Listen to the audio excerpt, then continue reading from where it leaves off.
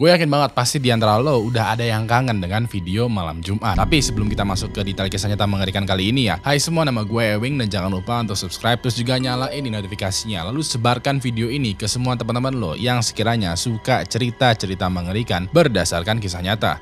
Kalau udah siap, langsung aja kita mulai kisah nyata mengerikan untuk malam Jumat kali ini.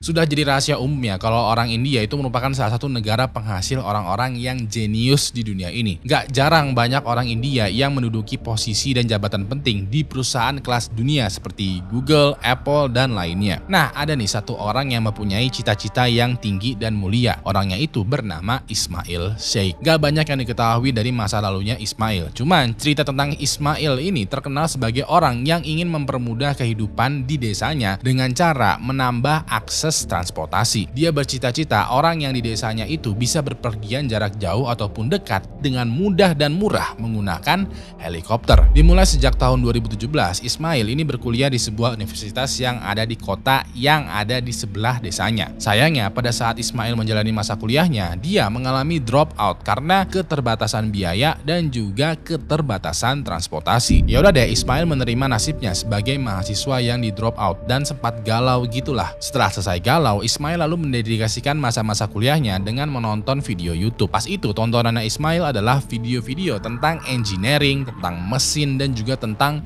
pemrograman. Berbekal beberapa video dari YouTube dan juga beberapa jurnal ilmiah, pada sekitaran tahun 2021 dia bisa tuh membangun sebuah prototipe helikopter. Nah, helikopternya ini bentukannya sederhana banget, dimana ada satu tempat untuk duduk gitu yang digunakan untuk pilotnya. Rangka dan juga baling-baling dari helikopter ini dia buat sendiri dengan mengelas berbagai macam pipa baja. Lalu mesin dari helikopternya ini dia ambil dari mesin mobil. Begitu prototipenya ini udah jadi, dia beri nama helikopternya ini dengan sebutan helikopter Muna. Nah, untuk beberapa bulan ke depan, Ismail ini kayak membuat semacam vlog yang menceritakan bagaimana dia bisa merancang helikopter ini. Sambil juga ada beberapa video tuh yang menampilkan Ismail untuk menguji coba helikopter ini. Pas diuji coba ya, helikopter ini berhasil terbang tuh sekitaran 5 meter di atas permukaan tanah. Semakin bangga dong ya Ismail karena helikopter buatan dia ini akhirnya beneran bisa terbang. Nah, prestasinya dalam membuat helikopter itu diketahui tuh oleh warga yang ada di desanya. Pas itu ya, orang-orang di desanya menyarankan kepada Ismail kalau dia mesti pamerin helikopternya ini ke pemerintah. Orang-orang di desa juga bilang kalau tanggal yang sekiranya tepat untuk pamerin helikopternya adalah nanti tuh pas tanggal 15 Agustus. Diketahui ya, 15 Agustus merupakan hari kemerdekaannya India. Pas hari itu pastinya ada banyak dong ya anggota pemerintah yang melakukan upacara. Kalau Ismail bisa memamerkan helikopternya pada hari kemerdekaan India, pastinya pemerintah akan tertarik tuh kepada Ismail. Ya udah deh, Ismail semakin semangat tuh menyempurnakan prototipe helikopternya karena ya warga desa itu pada mendukung Ismail nih. Nah, 5 hari sebelum hari kemerdekaan India, tepatnya pada tanggal 10 Agustus tahun 2021, Ismail melakukan uji coba terbang lagi. Pada hari itu, Ismail dengan ditemani beberapa temannya ini pergi ke sebuah lapangan di alun-alun desa. Teman-temannya Ismail ini pada membantu nih proses pengangkatan prototipe helikopter sambil juga mendokumentasikan seluruh momen berharga ini. Yang mereka nggak tahu adalah selain momen berharga, akan terjadi juga momen yang tragis. Begitu helikopternya udah siap ya, Ismail duduk tuh di kursi pilot. Dia menyalakan mesin dan baling-baling helikopternya itu mulai berputar. Semakin lama baling-balingnya ini berputar semakin cepat. Seiring itu juga suara dari mesin helikopter ini mulai terdengar keras. Pada momen itu ya, teman-temannya Ismail pada ikutan bangga nih sama Ismail. Begitu mesin helikopter udah standby,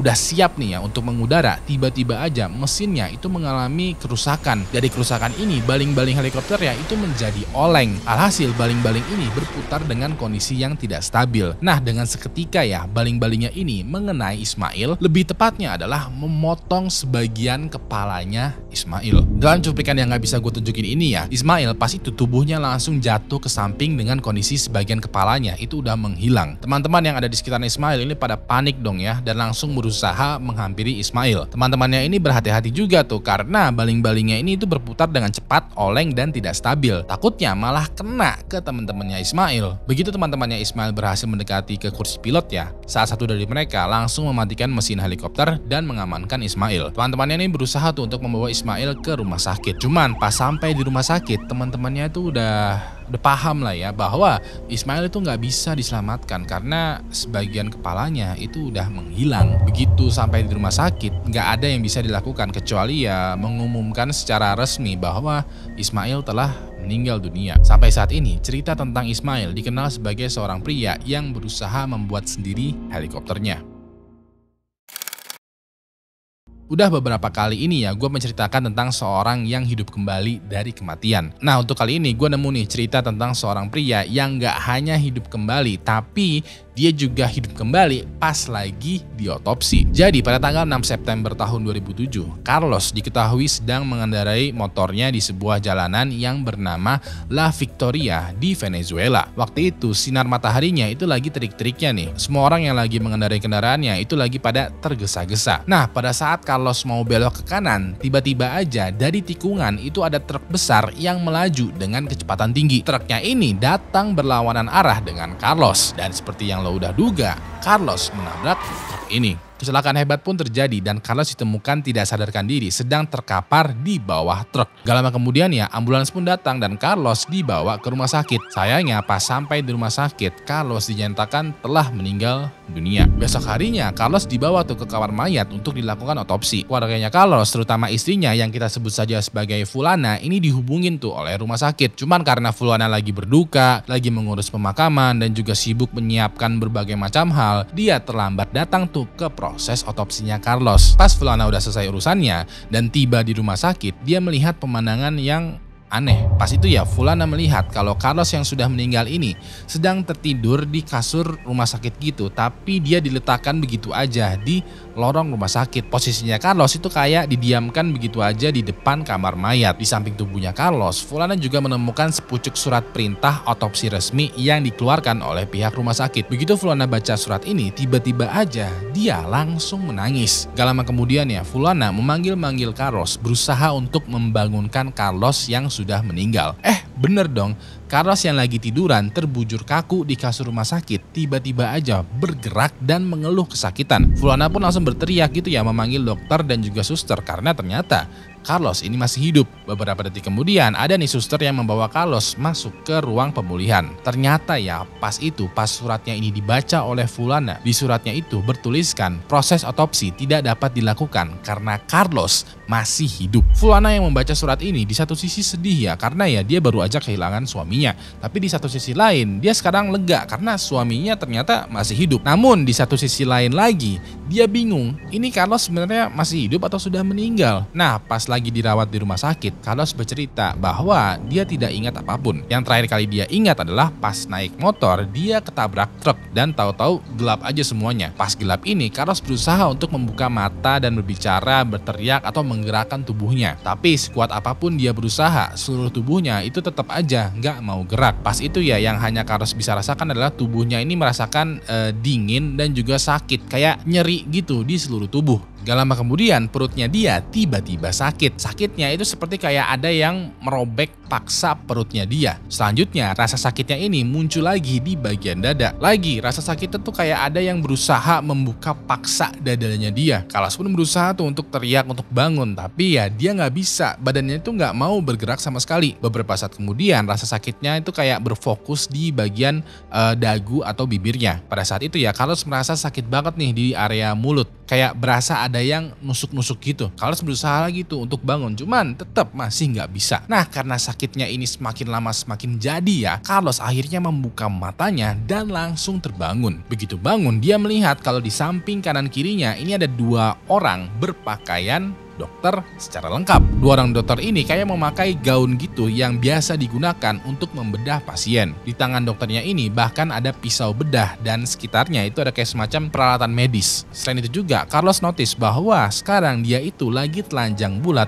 gak pakai baju sama sekali. Lalu di perut dan juga dadanya ada semacam luka yang bentukannya seperti garis gini ya. Begitu dia melihat lukanya ini, Carlos menjadi panik dong. Dia mau teriak gitu, dia ingin membuka mulut mulutnya, tapi masih aja nggak bisa. Pas dia pegang mulutnya, ternyata mulutnya ini lagi tertutup rapat dan sudah terjahit. Gak lama kemudian, mungkin karena panik yang terlalu parah ya, Carlos tubuhnya ini langsung lemas dan tertidur kayak pingsan gitu di kasur rumah sakit. Nah, entah karena kaget atau bingung ya, dokter yang tadinya sedang memeriksa Carlos ini langsung menutup kembali tubuhnya Carlos dengan kain. Setelah itu, dokternya ini membawa tubuhnya Carlos keluar dari kamar mayat. Ternyata dua dokter ini adalah dokter yang biasa melakukan otopsi terhadap jenazah. Begitu Carlos sudah ditinggal di lorong rumah sakit ya, di depan kamar mayat ini, dokter menaruhkan catatannya gitu di samping tubuhnya Carlos. Catatannya ini bertuliskan proses otopsi tidak dapat dilakukan karena Carlos masih hidup. Setelah itu, kedua dokter otopsi ini pergi ke ruang istirahat gitu ya, kayak menenangkan diri mereka. Nah, setelah diusut kasusnya Carlos lebih lanjut lagi, ketahuan deh sekiranya apa yang sebenarnya terjadi. Jadi, pada saat Carlos mengalami kecelakaan, petugas medis yang ada di ambulans ini kan berusaha tuh menyelamatkan Carlos. Pada saat mau diselamatin, petugas medis ini kayak memeriksa tuh kondisinya Carlos. Pas itu, petugas medis ini tidak menemukan tanda-tanda kehidupan dari Carlos. Carlos ini tidak sadarkan diri, dan dari denyut nadi dan juga jantungnya itu kayaknya udah nggak ada. Yang padahal Carlos itu masih hidup, cuman denyut nadi dan juga jantungnya itu entah kenapa ya masih ada, tapi tipis banget karena kebanyakan orang yang kecelakaan motor dan juga ketabrak truk itu pada meninggal ya. Ya udah deh, petugas medis mengumumkan bahwa Carlos meninggal dunia pada saat kecelakaan. Begitu sampai di rumah sakit, ketika Carlos masuk ke ruang ICU, petugas medis ini bilang ke dokter dan suster yang jaga bahwa ya Carlos sudah meninggal. Karena lagi-lagi dokter tidak dapat melihat tanda-tanda kehidupan dari Carlos, ya udah deh, dokter kayak memisahkan Carlos gitu ya, terus didiemin sebentar, diobservasi terlebih dahulu. Setelah beberapa lama kemudian, Carlos dibawa tuh ke kamar mayat untuk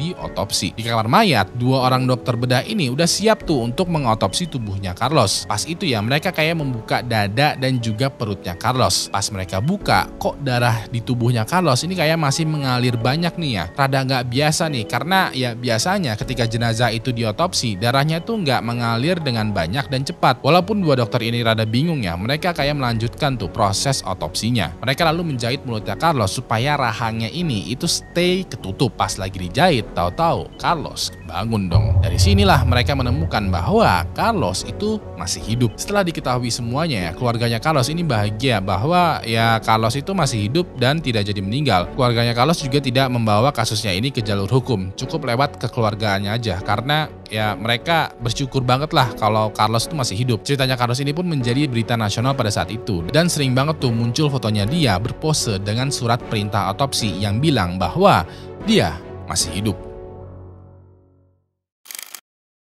Pada tahun 1772, ada seorang pria yang berasal dari Prancis yang bernama Tarare. Tidak banyak hal yang gue ketahui dari Tarare pada saat dia masih kecil. Tapi satu detail yang gue temukan dan gue tekankan adalah Tarare sejak kecil itu makannya udah banyak banget. Dikabarkan ya, pada saat dia masih berusia 8 tahun, dia diusir sama keluarganya sendiri karena kebanyakan makan. Seperti yang kita ketahui ya, pada tahun 1700-an, dunia itu tidak seperti sekarang. Kalau sekarang, dunia ini terbilang punya banyak makanan, mulai dari yang mentah, yang udah diolah, bahkan juga yang bisa disajikan dengan cepat. Pada tahun 1700-an, enggak cuy. Makanan tuh bisa dibilang mesti dijatah dan bener-bener dihargai banget. Nah, diketahui ya, keluarganya Tarare berusaha tuh untuk memberikan makanan dengan jumlah yang sewajarnya kepada dia. Namun Tarare walaupun udah menghabiskan jatah makanan untuk berminggu-minggu, dia masih juga belum kenyang. Dikarenakan Tarare ini banyak banget makannya ya, keluarganya membuang Tarare di jalanan di kota Paris. Pada saat Tarare sendirian ini ya, dia dipungut tuh sama sekelompok pekerja seks komersial dan juga pencuri. Ketika itu Tarare mulai belajar skill tuh untuk mencuri supaya dia bisa memenuhi nafsunya untuk makan. Tapi walaupun Tarare ini terbilang pintar dalam mencuri, hatinya ini masih terbilang baik. Dia nggak mau tuh hidup dengan cara mencuri. Maka dari itu dia cari cara lain untuk hidup dan juga untuk memenuhi nafsu makannya. Nah, satu-satunya skill yang dia punya selain mencuri adalah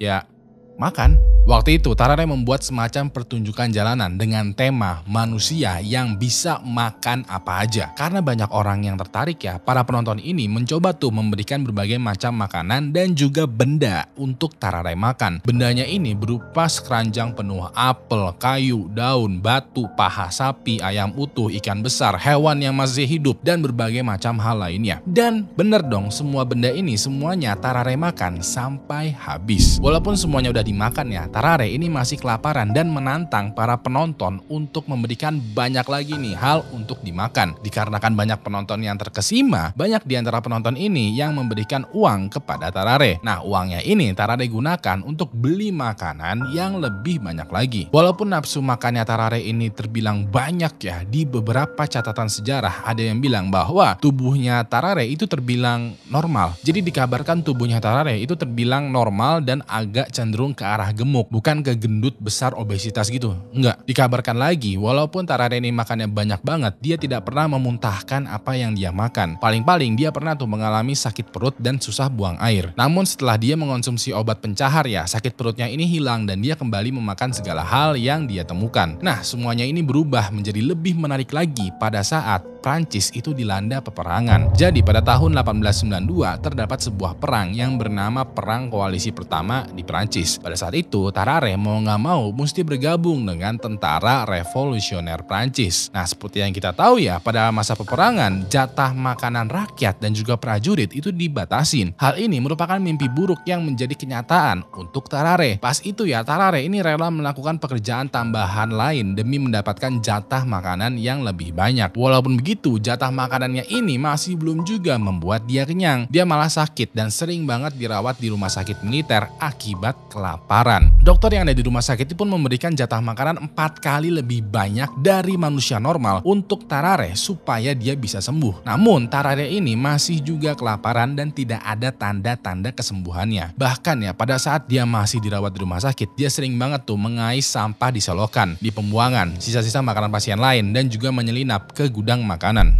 Hal ini menarik perhatian para dokter di sana karena Tarare dikasih makan apapun dia pasti memakannya dan masih juga mengeluh kelaparan. Dokter pun melakukan eksperimen ke Tarare. Pada saat itu dokter ingin menguji nih kapasitas atau kemampuan Tarare untuk makan. Mereka kayak pengen lihat Tarare itu kenyang setelah makan seberapa banyak sih. Ya udah deh, dokter pun menyajikan makanan yang jumlahnya itu jatah makan untuk 15 orang. Ajaibnya, jatah makan untuk 15 orang ini Tarare makan sampai semuanya habis dan dia masih juga ngeluh kelaparan. Dokter pun memberikan 2 loyang besar pai, sepiring minyak dan juga garam, dan 4 galon susu. Begitu udah habis, Tarare masih juga kelaparan. Dokternya nggak kehabisan ide nih, dia pun ngasih berbagai macam hewan yang masih hidup kepada Tarare untuk dia makan. Dokternya waktu itu ngasih makan ayam, anjing, kucing, ular, kadal, belut, ikan, semuanya itu yang masih mentah, yang masih hidup untuk Tarare makan. Begitu semuanya habis dimakan, begitu perutnya Tarare ini mengembung, dia akhirnya bilang kenyang dan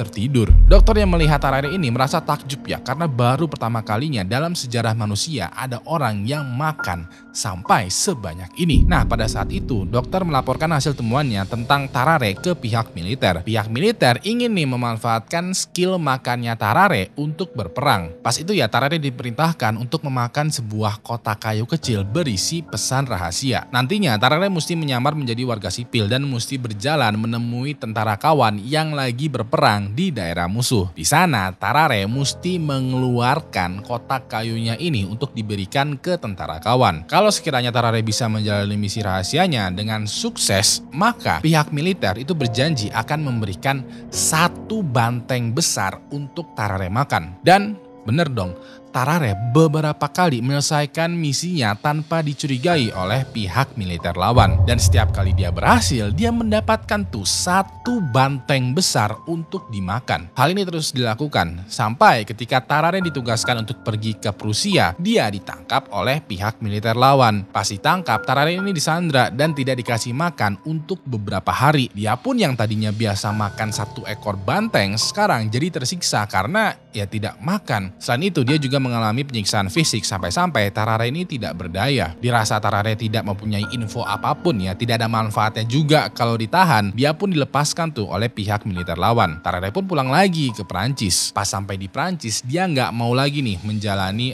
misi rahasia. Dia bilang pokoknya gua nggak mau lagi menjalankan misi rahasia. Gua akan melakukan apapun demi makanan, tapi gua nggak mau lagi nih disuruh-suruh buat antar paket. Ya udah deh, Tarare pun dimasukkan rumah sakit untuk penyembuhan. Nah, pada saat penyembuhan, Tarare diberi makan yang sesuai dengan porsi manusia normal, ditambah juga dengan berbagai macam obat-obatan. Ketika ini ya, dokter berusaha tuh menyembuhkan Tarare dengan cara mengurangi nafsu makannya Tarare. Namun walaupun dengan berbagai macam terapi dan juga obat, dia masih juga kelaparan. Pas dirawat ya, Tarare sering ketahuan menyelinap keluar di rumah sakit untuk mengais jeroan di selokan, makan makanan di tempat sampah, bahkan juga sisa-sisa dari hewan yang ada di toko daging. Yang paling parahnya adalah Tarare pernah ketahuan meminum darah pasien lain dan juga memakan mayat yang tersimpan di rumah sakit. Akibat hal ini, Tarare diusir dari rumah sakit militer. Lalu pada tahun 1798, dia diketahui dirawat di rumah sakit karena dia mengalami tuberkulosis darah dan gak lama kemudian meninggal akibat diare yang berkepanjangan.